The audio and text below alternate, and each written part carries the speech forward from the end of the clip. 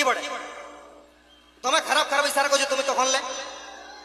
না না তোমাকে আমি তখন দেখছি এই নিচে থেকে দেখছি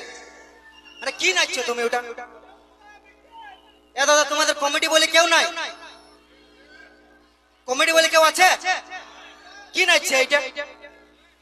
এইগুলা কি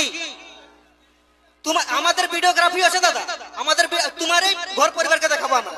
এডিট করে ইউটিউব চ্যানেল তোমারই ভিডিও ডালবো বুঝলে আমাদের সম্মান বলে আছে